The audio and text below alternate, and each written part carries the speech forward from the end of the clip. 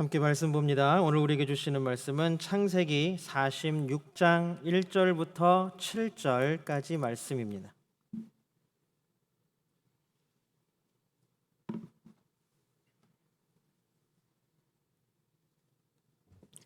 창세기 46장 1절부터 7절까지 말씀, 저와 여러분이 한 절씩 번갈아 가면서 교독하겠습니다.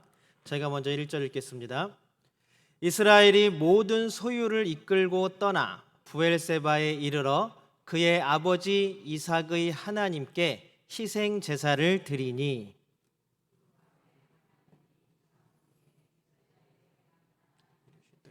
야곱아 쉬는지라 야곱이 이르되 내가 여기 있나이다 하매 하나님이 이르시되 나는 하나님이라 내 아버지의 하나님이니 애굽으로 내려가기를 두려워하지 말라. 내가 거기서 너로 큰 민족을 이루게 하리라.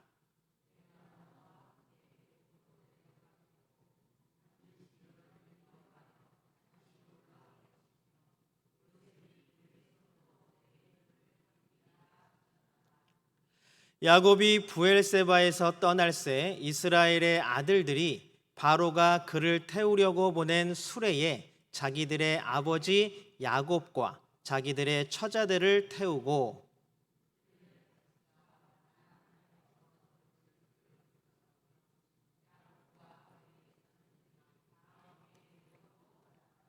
함께 읽습니다.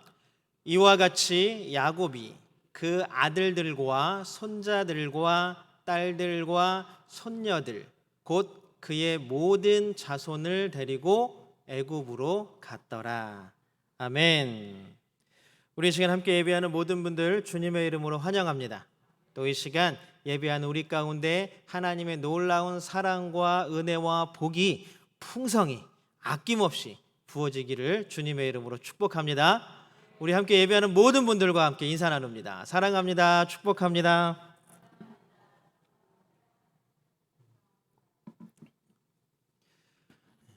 우리가 서로 날마다 보면 반가웠으면 좋겠어요. 만나면 반갑고 만나면 기쁘고 만나면 즐겁고 하는 우리 성도들 되시기를 주님의 이름으로 소망합니다. 요즘에 이렇게 다니다 보면 부대에서 버스에 군인들을 싣고 이렇게 지나가는 것들을 많이 봅니다. 그런데 저도 옛날에 그랬던 것 같아요. 차를 타면 군인들의 시선은 항상 어디로 가 있냐 하면 이렇게 밖으로 가 있습니다. 지나가는 사람들을 보고 지나가는 차들을 보고 예전에 저도 그랬던 것 같아요. 왜 그럴까요? 갇혀있다라는 생각이 딱 들기 때문에 그렇겠죠. 그러다 보니까 군대를 경험해 본 적 없고 또 선배들이나 누구한테 이야기를 들으면 막 힘든 얘기들, 어려웠던 얘기들만 다 하니까 아직 가보지 않고 군대를 가야 될 입장에서는 두렵고 떨리고 어떻게 하면 또 군대를 안 갈 수 있는 방법이 없을까 하는 생각을 갖게 됩니다. 물론 군대를 좋아서 나는 진짜 적성이 맞는 것 같아, 아니면 나는 나라를 지키기 위해서 그런 사명감으로 가는 사람들도 분명히 있을 것입니다.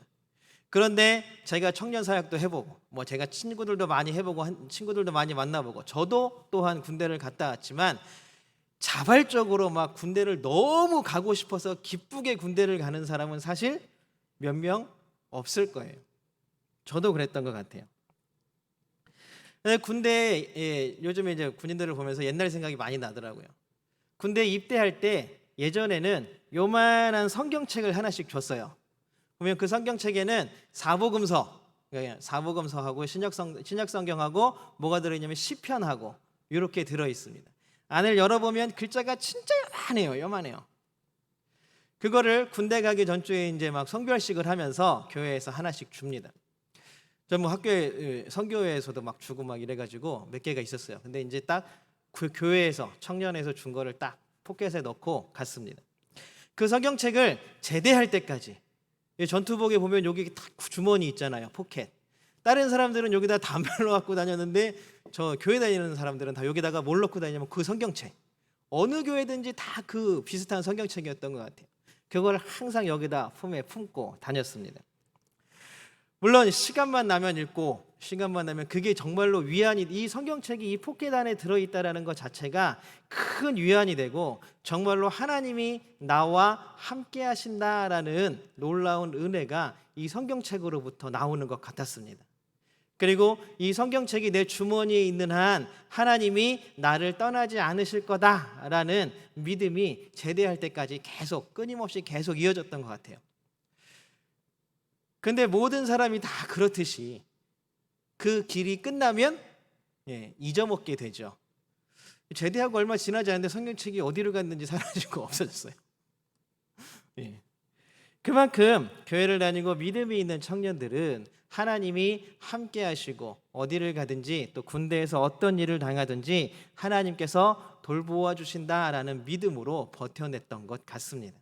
아마 우리 권사님들 보시면 자녀들 군대 갈 때에도 아마 다 그러셨을 것 같아요.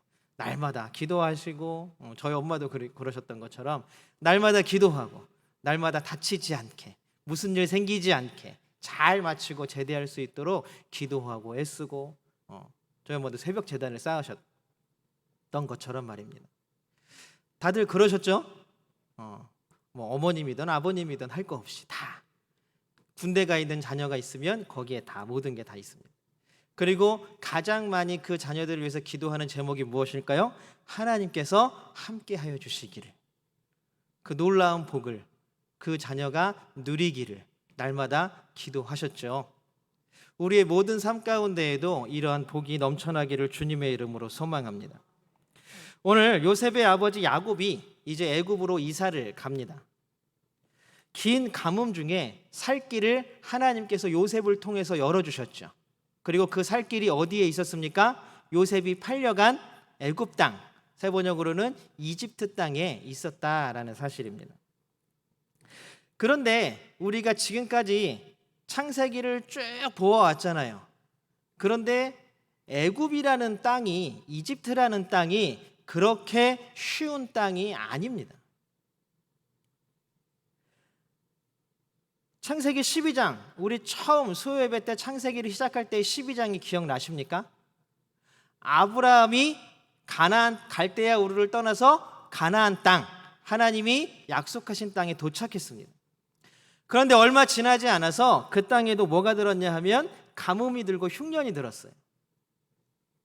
우리 창세기 12장 10절, 다 못 믿으시는 표정인 것 같아서 우리 말씀을 한번 보겠습니다. 12장 10절 같이 한번 읽어보겠습니다. 시작. 그 땅에 기근이 들었다. 그 기근이 너무 심해서 아브람은 이집트에서 얼마 동안 몸부쳐서 살려고 그리로 내려갔다. 자, 보십시오. 가나안 땅에 들어왔는데 흉년 때문에 기근이 생긴 거예요. 그러니까 그냥 살 수가 없으니까 아브라함이 다시 가족들을 이끌고 어디로 내려가요? 이집트로 내려갔습니다. 그런데 이집트로 내려가서 아브라함의 삶이 더 풍성해지고 풍족해졌습니까? 결과적으로는 그렇게 됐죠. 그런데 아브라함의 선택이 잘못되었다라는 것들을 분명히 보여주는 사건이 무엇이냐면 사라를 이집트의 왕 바로에게 빼앗길 뻔했던 사건입니다. 애굽으로 내려가면서 아브라함이 생각할 때에는 자기가 최선을 다해서 짜낸 방법이고 지혜였을 거예요. 여기 지금 흉년이 들어서 먹을 것이 없으니까 야 봐봐, 이집트 땅에 보니까 이집트는 관계수로가 많이 발달되어 있고 나일강이 항상 범람해서 거기를 황금 들녘, 황금 벌판이라고 얘기했습니다. 그리고 이미 이집트는 그 옛날 오래전부터 나일강을 다스릴 수 있는 그 관계수로에 대한 기술이 발달되어 있었어요. 그래서 항상 풍족함을 누리던 땅이 이집트 땅이었습니다. 그러니 보기에 이 가뭄을 가장 잘 해결할 수 있는 땅이 어디였습니까? 애굽이었습니다. 그러니 이집트로 아브라함이 내려간 것은 어쩌면 가장 지혜로운 선택이었을 수 있습니다. 그러나 놀라운 것은 하나님이 그 땅으로 가는 것을 허락하지 않으셨다라는 사실입니다. 그런데 놀랍게도 똑같은 일이 누구에게서 또 벌어져요? 이삭에게도 벌어집니다. 이삭에게도 가뭄, 흉년이라는 어려움이 닥쳐옵니다. 그러자 이삭도 이집트로 가려고 이제 점점 남쪽으로 내려옵니다. 그런데 아브라함 때와는 다른 게 하나 있어요. 뭔지 한번 보겠습니다. 우리 26장 2절 말씀 같이 한번 보겠습니다. 26장 2절 말씀입니다. 같이 보겠습니다. 시작. 주님께서 이삭에게 나타나셔서 말씀하셨다. 이집트로 가지 말아라. 내가 너에게 살라고 한 이 땅에서 살아라. 자, 이삭도 아브라함 때처럼 땅에 기근이 들고 가뭄이 들었어요. 그러니 어디로 가야 돼요? 또 누구든지 다 어디로 가요? 이집트 땅으로 가잖아요. 거기는 먹을 것이 있고 곡식이 있으니까 이집트 땅으로 내려갑니다. 그것이 지금 가나안 땅에서 기근을 겪고 있는 사람들이 가장 현명하고 가장 올바른 방법이라고 생각하는 거였어요. 이삭도 마찬가지였겠죠. 그 수많은 식솔들과 가축들을 먹여 살리려면 이집트 땅으로 가야겠다. 이게 이삭의 생각이었습니다. 그런데 그렇게 남쪽으로 점점 내려가는 하나님을 막아서 하나님께서 막아섭니다. 가지 말고 어디서 살아요? 기근이지만 이 땅에서 살아라. 자, 이거는 하나님께서 막으십니다. 그러면 이 땅에서 너는 고난 가운데 살아라. 너는 고난 당해야 돼. 너는 죄를 많이 져서 어려움 가운데 살아야 돼. 그러니까 여기서 살아. 하나님이 이런 말씀이실까요? 아니죠. 하나님이 네가 기근이고 가뭄이고 흉년이지만 내 말에 따라서 이 땅에서 살아간다면 이 땅에서 살 수 있는 모든 것들을 누가 제공해 주신다? 하나님이 제공해 주신다라는 놀라운 은혜의 말씀인 줄로 믿습니다. 결국 이삭은 애굽으로 안 내려갔어요. 그래서 그 다음에 나오는 이야기가 뭐냐면 이삭이 우물을 팔 때마다 막 물이 솟구쳐 나오고 재산이 늘어나고 그래서 아비멜렉이 부러워서 오잖아요. 당신은 하나님이 함께하는 사람입니다. 우리가 힘들고 어려울 때마다 우리는 우리의 온갖 노력과 우리가 할 수 있는 모든 방법들을 총동원합니다. 그러나 우리가 가장 먼저 가장 절실하게 해야 되는 것은 무엇일까요? 바로 하나님을 의지하는 것, 하나님의 뜻이 무엇인지를 묻는 것인 줄로 믿습니다. 아브라함처럼 이삭처럼 자신의 지혜와 방법을 의지하는 것, 야, 다른 사람들 다 저렇게 사니까 우리도 뭐 저렇게 사는 게 맞겠지. 야, 내가 보니까 저 길로 가야 지금 우리가 이 어려움을 타개할 수 있어. 저 방법을 택해야, 저렇게 살아야 우리는 지금 이 어려움에서 벗어날 수 있어. 백날 얘기합니다. 그러나 결국 사람의 머리는 아무리 똑똑하더라도 거기서 거기인 것 같습니다. 결국 우리는 하나님께 의지하는 삶을 살아가는 사람들이 되시기를 주님의 이름으로 소망합니다. 근데 문제는 뭐냐면 너무 견디기 힘들고 어려운 고난과 고통이 찾아오면 하나님께 의지하는 것조차 잊어버린다는 사실입니다. 우리는 하나님께 매어 달리는 기도를 잊지 않는 기도의 사람들이 되시기를 주님의 이름으로 소망합니다. 아브라함도 이삭도 어려움 가운데 빠져 있을 때에 결국 해결을 누가 하셨습니까? 하나님이 하셨습니다. 아브라함이 이집트의 왕 바로에게 그런 놀라운 일, 어려운 일, 힘든 일을 겪을 때에도 하나님이 직접 개입하셔서 사라를 구하시고 사라의 수치까지도 씻어주신 줄로 믿습니다. 그런데 더 놀라운 것은 그 가뭄 때에 하나님이 개입하셔서 그의 재산이 더 늘어났다라고 표현합니다. 이삭도 마찬가지입니다. 하나님이 가지마, 이 땅에서 살아야 돼 라고 했을 때 이삭은 순종했습니다. 이집트로 내려가지 않았습니다. 그럴 때에 아까 말씀드린 것처럼 이삭이 파는 곳마다 가뭄이고 흉년인데도 불구하고 이삭이 파는 데마다 물이 나왔습니다. 이삭의 가축들은 가뭄이고 흉년인데도 불구하고 늘어났습니다. 그 땅에서 가장 강력한 왕이었던 아비멜렉이 부러워할 정도로 그의 재산이 흉년이고 기근인데도 늘어나는 놀라운 역사가 있었다라는 사실입니다. 어려울 때에도 힘들 때에도 그 모든 것들을 이기게 하시는 것은 함께 하시는 하나님이신 줄로 믿습니다. 이제 야곱의 때에 다시 온 가족이 이집트로 이사를 갑니다. 사실 그 전의 기억에 의하면 야곱이 이집트로 내려가는 게 맞을까요? 안 내려가는 게 맞을까요? 안 내려가는 게 맞죠. 할아버지의 기억, 아버지 이삭의 기억, 이집트로 내려가는 것들을 적극적으로 막으셨던 하나님을 기억한다면 야곱이 그 밑으로 이집트로 내려가는 것은 맞지 않는 일입니다. 그래서 오늘 보면 1절에 보면 야곱이 특별히 아브라함과 이삭이 했던 것과는 다른 일을 행합니다. 우리 46장 1절을 우리 세 번역으로 같이 한번 읽어보겠습니다. 46장 1절 말씀입니다. 같이 한번 읽어보겠습니다. 시작. 부엘세바에 이르렀을 때에 그는 아버지 이삭의 하나님께 희생 제사를 드렸다. 부엘세바가 이집트로 떠내려가는 가장 거의 마지막 남단이에요. 이집트로 내려가기 전에 야곱은 뭘 했다고요? 하나님께 제사를 드렸다. 제사를 드렸다. 아브라함은 자신의 생각을 믿고 그냥 그대로 이집트로 쭉 내려갔습니다. 이삭도 쭉 내려가다가 하나님이 저지하시니까 거기서 멈추었습니다. 야곱은 쭉 내려가다가 하나님이 먼저 나타나신 것도 아니고 하나님이 막으시지도 않았지만 부엘세바에 딱 이르러서 이집트로 건너가기 전에 하나님께 제사를 드립니다. 근데 이 제사의 내용이 뭔지는 우리는 정확하게 말씀에 나와 있지 않지만 다음 나오는 말씀들, 하나님의 말씀을 통해서 야곱의 마음이 어떠했는지를 유추할 수 있습니다. 우리 3절 말씀 같이 한번 읽어보겠습니다. 3절입니다. 하나님이 야곱에게 하신 말씀입니다. 시작. 이집트로 내려가는 것을 두려워하지 말아라. 야곱은 이집트로 내려가는 것을 두려워했다라는 사실이에요. 그래서 하나님께 부엘세바에서 묻는 거예요. 이집트로 건너가기 전에 하나님께 제사를 드리면서 하나님, 이게 지금 맞을까요? 할아버지였던 아브라함도 애굽에 가서 이집트에 가서 좋은 일이 없었고 아버지였던 이삭도 이집트로 내려갈 때에 하나님이 막으셨는데 지금 제가 이렇게 이집트로 내려가는 게 맞겠습니까? 앞으로의 알 수 없는 삶 가운데 두려움이 입니다. 무섭습니다. 어떻게 될지 몰라서 더 두렵고 떨립니다. 하나님 어떻게 할까요? 그랬을 때 하나님의 답이 바로 오늘 3절입니다. 이집트로 내려가는 것을 두려워하지 말아라. 그러면서 4절에 뭐라고 말씀하시냐 하면 내가 너와 함께 이집트로 내려가겠고 라고 말합니다. 그리고 다시 너희들을 가나안 땅, 약속의 땅으로 다시 올려보내겠다. 이 이야기는 하나님이 지금부터 가나안 땅에 다시 들어올 때까지 함께 하시겠다라는 약속의 말씀인 줄로 믿습니다.